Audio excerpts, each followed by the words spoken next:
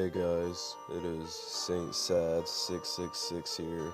I wanted to share some stories with you from r/scary stories. First up, we have I keep waking up on the wrong side of my bed. Let's just get into it. I keep waking up on the wrong side of the bed. I've tried everything: meditating before bed, no screens after 9 p.m., melatonin gummies, even therapy and medication, but nothing helps. I just keep waking up on the side of the bed, and it's really taking a toll on my relationship. My husband told me that I woke up on the wrong side of the bed again. He's gonna file for divorce. It's freaky, he said. Something isn't right. You're scaring me, and I just can't take living like this anymore. I don't want a divorce. I love my husband. I've got to do something about it. Last night, I even went as far to tie myself down and covered myself in a weighted blanket, and yet, at 3 a.m., like clockwork, I woke up underneath the bed.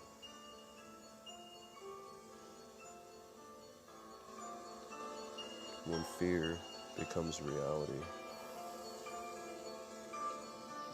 The neck of the bottle pointed at me once more. I tried to avoid my friend's gaze. Okay, I'll take truth, I laughed. What are you afraid of? A fear you've never told anyone, she probed, reaching for the beer bottle in our midst again. I sipped my drink. Planes.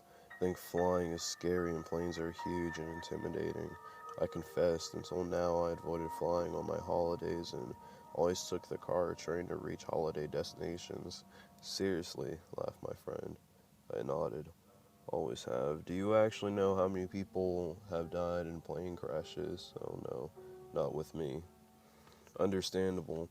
Fellow player nodded and told of his last, rather turbulent flight over the sea. His words alone should have severed down my spine and manifested the opinion to never board a plane in my life. Next morning I woke up, a day like any other, only with a bit more of a headache thanks to last night's game night where no beer remained unopened. On the way to the office, I stopped at my favorite coffee shop on Warren Street, bought a bagel and a mug of coffee to combat the hangover. Showing up hungover at the meeting doesn't go down well with the boss. I laughed at myself and took a sip. Good morning, Iris. I greeted the secretary in the basement of the skyscraper, and before the lift reached the bottom, I stuffed the last of my bagel into my mouth. Good morning, Miss Willies. I was greeted by the project manager. She asked me to sit down. I flipped through the documents marked by a passage of text and taped to the tabletop with my pen, just as I was about to make another suggestion for the implementation of our campaign. The loudest noise I ever heard interrupted me. A split second later, unbearable heat felt like my whole body was burning from the inside. Everything collapsed around me. Shouts, screams, ashes filled the entire building and the building next to it. Within seconds, my fear of dying because of a plane became a bitter reality.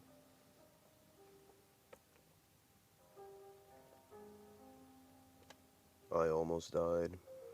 I was working at a gas station in a very rural area of the U.S. It was 3 a.m., pitch black outside, and I was the only one working. I just finished helping a customer when I noticed a car pull up one of the pumps and just sit there with the engine running. The windows were so tinted I couldn't see who was inside. I immediately went to the back room and called the police. I told them what was happening and they said they would send someone out as soon as possible. About 5 minutes later, the car pulls up to my window. A man gets out. He's about 6'4", 250 pounds, bald head, no shirt, and carrying a crowbar. He starts banging on my window and yelling for me to let him in. I'm terrified at this point and just shaking like a leaf. The man then walks to the door, which is locked, and starts trying to pry it open with a crowbar. At this point, I'm thinking he's going to break in and kill me, so I grab my keys, unlock the door, and run out of there as fast as I can. I get in my car and start driving away, but he jumps in his car and starts following me. He was swerving all over the road trying to hit me, but luckily I was able to lose him after about 10 minutes. After that, Drove to the nearest police station, which is about 30 minutes, and told them what happened. The only thing that went through my mind after that was, oh boy, what a story to tell.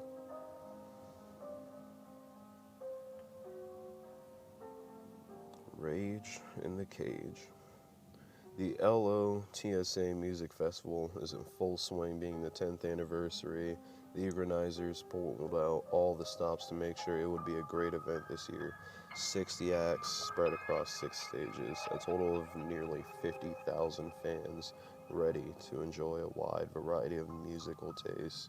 You have the different stages, one for mainstream acts, indie acts, one for rap, one for techno, and one for rock. And finally, tucked away in a far corner is an area dedicated to punk and metal. The headline for the punk and metal stage was the notorious band Rage in the Cage. The end of their performance sees the band shoot a body out of a cannon. At the same time, another cannon shoots a variety of swords. Swords are timed to meet the body so that the body explodes with a heap of red glitter and paint spraying over the cloud. Harry, who was a huge fan of Rage in the Cage and snuck backstage hoping to meet the band. His friends Joey and Louie are in the crowd. Rage in the Cage have been known to invite fans onto the stage in the past and threw them mosh pit style back into the crowd, so Joey and Louie are eagerly waiting for that to happen with Harry. Harry was hiding in a corner watching all the roadies doing their thing. The lead singer of Rage in the Cage, Vic Torres, spots him. Vic motions for a roadie to bring Harry to him. "So, what are you doing back here?" asked Vic. "Well, I'm a huge fan, and I was hoping to meet the band," replied Harry.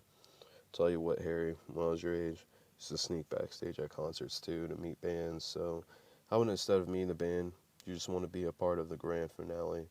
"Sure," Harry says. "What do I need to do?" "Well, you can be responsible for firing the cannon. Would you like that?"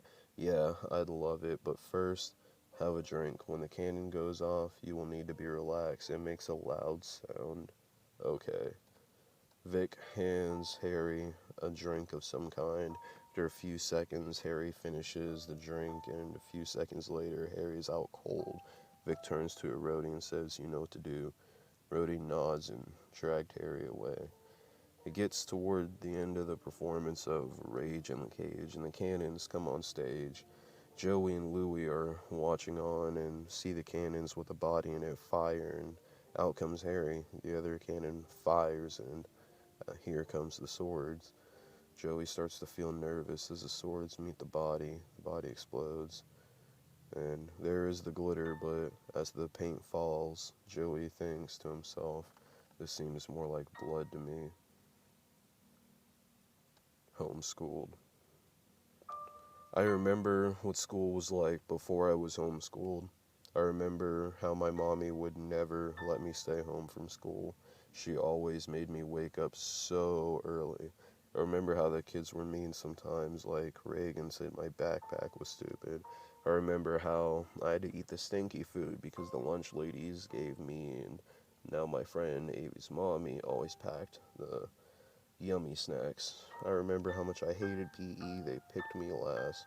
Remember how my teacher, Miss Hawthorne, was my best friend. She would let me play inside when the kids were mean to me on the playground. She would give me goldfish and crackers and cookies when the lunch lady's food was too gross to eat. She would give me big hugs and tell me she wishes she had a kid just like me. I remember what school was like before I was homeschooled. Miss Hawthorne keeps telling me that homeschooling is so much fun, but I miss my mommy and my friends. I wonder what the rest of the class is doing since Miss Hawthorne took me away to homeschool.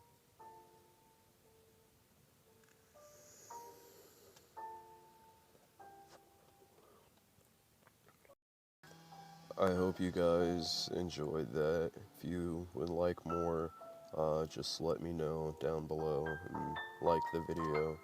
Uh, I would be happy to do more. This has been Saint. Uh, I'll be signing out for now.